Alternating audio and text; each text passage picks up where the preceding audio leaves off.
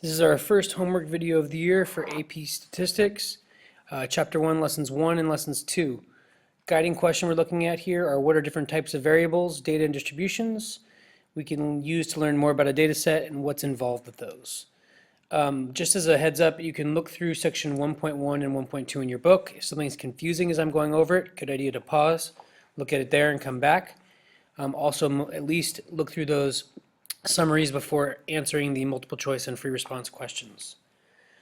So individuals are the objects described by a set of data, and variables are those characteristics. So each of you is an individual that had an individual guess. The variables we looked at were the amount of time in seconds you guessed for a minute today.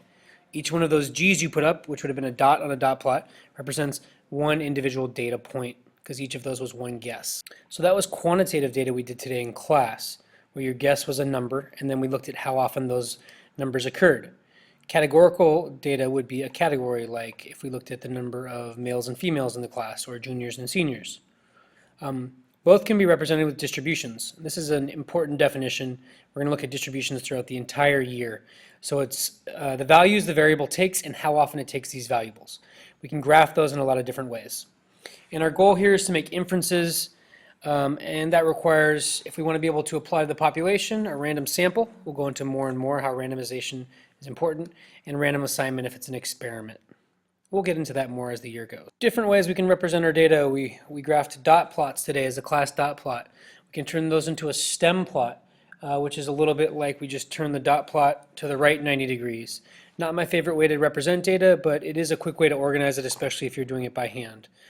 It's included on the AP test, so we use it, but I prefer a dot plot or a box plot or a histogram to that. A box plot we're going to look at in a second. It breaks the data into quarters. So the first quarter of the data, the second quarter, that first half would be divided by the median, and then the second half of the data, which can also be divided into the third quarter and fourth quarter of the data. So it's a nice way to break up data and see how the data is spread out. For categorical data, we can use bar graphs and pie graphs. Bar graphs are generally preferable, as it's easier to compare height a little bit on them as long as they're objective. A histogram is like we made each stack of dots into a rectangle, and that would be a histogram for quantitative variables. And a density curve would be like taking a smooth curve over the top of that histogram. We'll take a look at examples of those so it's a little more clear-cut in your mind. So overall, a bar graph is usually preferable to a pie chart, though both can be used in different categorical data methods. There are more and more dynamic versions of bar graphs and pie charts coming out nowadays. The color here, this is concerning Obama and the job stimulus program and how it changed after Bush to Obama.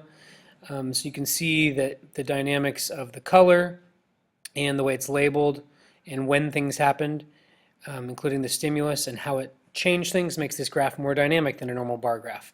Also the fact that there's negative values pointing down and positive pointing up gives you a nice overall sense of job growth. Pie chart down here, more and more dynamic ones coming out as well that don't just look like a normal pie, but can be a nice visual way for, especially for somebody who doesn't fully understand stats, to get a nice visual of what's going on or an overview. So it depends on the data, and you want to see what best represents your categorical data there. Pictographs, as seen here, has a picture representing the data, and the problem there is that it's represented in 2 dimensions.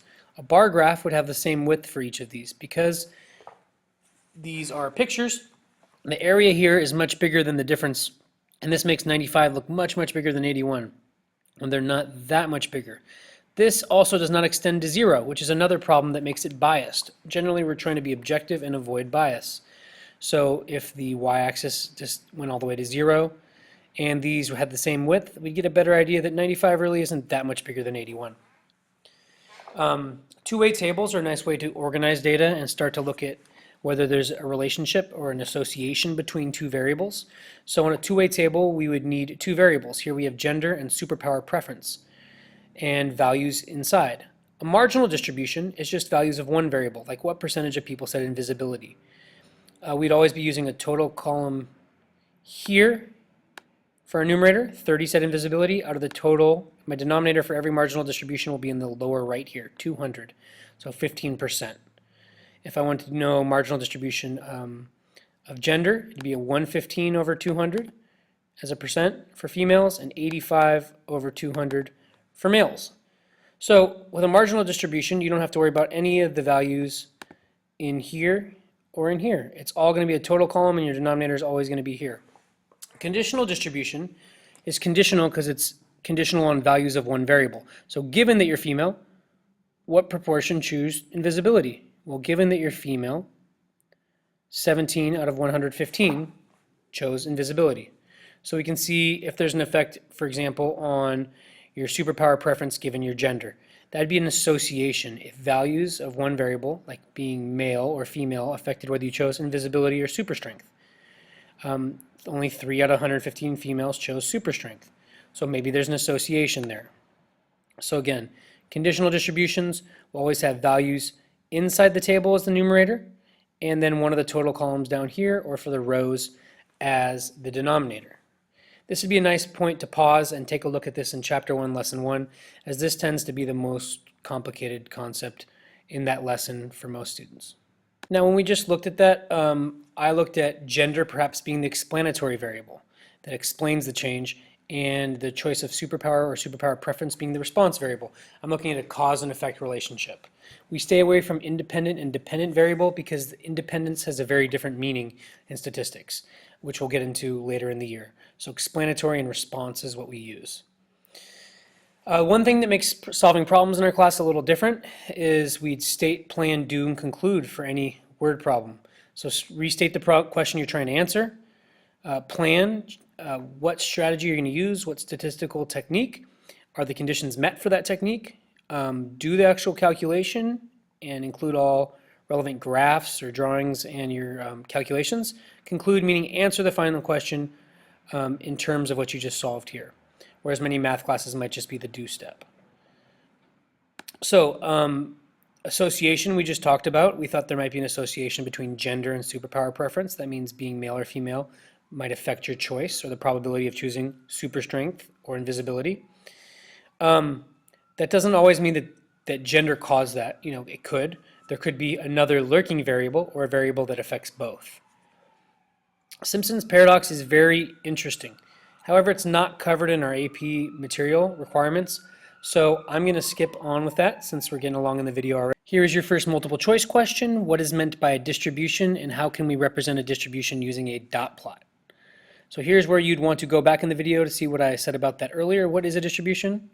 What does a dot plot do? Pause and take a look in your book as well, and then come up with your multiple choice answer, and then the video will go on with a lesson 2, chapter 1, lesson 2, and a free response. All right, here are the dot plots we created in class. Block 1's on top for the first guess, block 6 is on the bottom. Now these are nice because I really did my best to line them up in terms of the values of the x-axis being lined up together. Remember that your guess in seconds is on the x-axis here, and the frequency or count or number of times that value occurred on the y-axis. And that's what a dot plot is, that's what a histogram is. Quantitative variable, so the guess in seconds, the number of times it occurred. So here we can see the mode will always be the tallest one, so here it's 59, pretty close guess. Here we have a lot of 42s for some reason, not such a close guess for our mode. We can see that this is pretty symmetric, meaning there's a little bump here, but more or less spread out evenly around that. Whereas this is a little bit skewed right for block 6, meaning we can see kind of a tail going this way. These values here are far away from everything and would tend to pull the mean up, when most of my values are further down here. Let's take a look at what a box plot for this would look like. So here's block 1's, here's block 6's. A dot down here represents the person who guessed 18 seconds in block 6 and is an outlier. Everybody else is not considered an outlier, meaning that guess is out of the overall pattern. Let's take a look at block 6. Here's the data set down here on the bottom. The median here is the line in the middle of the box. So 52 seconds is the middle number when I order them from least to greatest. That's represented by 52. Now, my minimum is the smallest number that's not an outlier. 30 is the smallest number that's not an outlier. So there it is. The outlier is just a dot, or we might use an asterisk to represent that. Then I look at the first half of my data here, and it's 43.57 is the median of the data there. So I'm looking to the left, my first half of my data, and 43.57 is my median, or that marks a quarter of my data. So that's my first quartile. You can look at the median as your second quartile, the 50% mark. Then I look to the right of my median, 60 is the middle number of the right side of my data, or my third quartile. And then 76 is my maximum. So this is a good way to show me how spread out the data is. The middle 50% of my data here is called the IQR, the interquartile range, which is 60 minus 43.57, or 16.43 would be the range of the middle 50% of my data. And that's how a box plot can be helpful. And we call that our 5-number summary. The minimum that's not an outlier, 30. The first quartile, 43.57. The median, 52. The third quartile, 60. And the maximum that's not an outlier, 76, is a 5-number summary for that data. So these are vertical box plots. You could think about turning this to the right 90 degrees, clockwise. And you could also represent it horizontally. That's the way you'll see it on your calculator. Here's another way to represent an outlier. And this is just a visual showing you what each one of those things meant. In this data set, since we have an outlier that's way above the data, our mean would most likely be above the median. Here's a stem and leaf plot for the same data. You can see 18 seconds. This represents the number in the tens place, the number in the ones. So that represents 18. You can see most of our values lie in the 40s. And we can see that we have some skew left, meaning 18 is bringing the mean down to be below the median. So if this were a dot plot, picture turning it to the left 90 degrees, then 18 would be bringing down the mean or away below the median.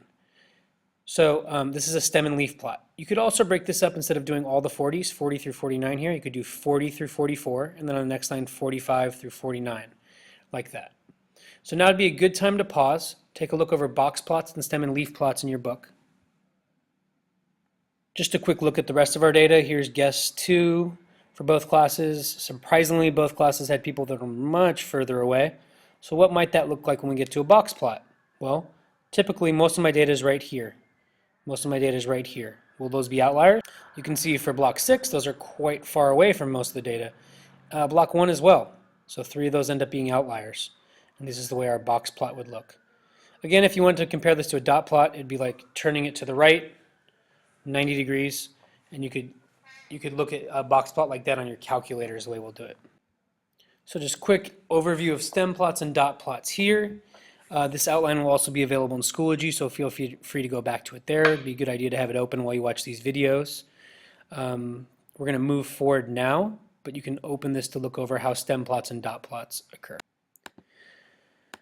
So here's an idea of a back-to-back stem and leaf plot where the stems are in the middle and the leaves are on the right and then the left for one distribution and another. So I could have put block 1 over here and block 6 here to compare them back to back. Splitting stems is what I mentioned before, where you split up values into so here we go from this data set to this. So where the 30 through 34 go on this line and 35 through 39 go here, 40 through 44, 45 through 49, and so on. So we get a better picture. This clumps it all together. This gives us a better idea of where most of our data is. You can see this would be skewed right because these values are pulling the mean to be above the median. Histograms may look a lot like bar graphs to you, except for it's for quantitative data. There's not freshman, sophomore, junior, senior here. It's numbers. These numbers, so this bar represents values including 60 but smaller than 65. This bar would be values including 65 up to 70 but not including 70, and so on. The bin should be equal size left to right, and we'd use shape, center, and spread to describe it. For the shape, we're looking to see if it's symmetric or approximately symmetric, as is here. That means I could put a mirror down the middle and both sides would look the same. Skewed right, I got a tail coming to the right. That means if this value got bigger, the bigger it gets here, it makes the median get further and further to the right or bigger, whereas the median would stay the same. So we'd want to use the median for a measure of center there because it's not affected by these outliers. Just like 18 seconds affected the mean but not the median in block 6. Skewed left means the mean's being pulled down. There's values down here that are making the average much smaller than the typical value. Most of our data is up here, but if I have an outlier down here, it's going to make the mean much smaller. So that's skewed left with the tail. These all appear to be unimodal. This is considered one mode since it's basically in the same spot. If we had another peak here, that'd be bimodal. 3 would be multimodal or more. Always describe shape, center, spread, outliers. You can say remember your socks, shape, outliers, center, spread, if that's a good way to remember it. We just went over shape. Center, we want to use the median if there's any skew because it's more typical value. Mean when it's symmetric. Spread, we want to use the IQR discussed earlier. Standard deviation if symmetric, and outliers we're looking for. Here's your free response question. You're going to want to describe this histogram's shape, outliers, center, and spread. Outliers, you can say what potential outliers might be. Pause now.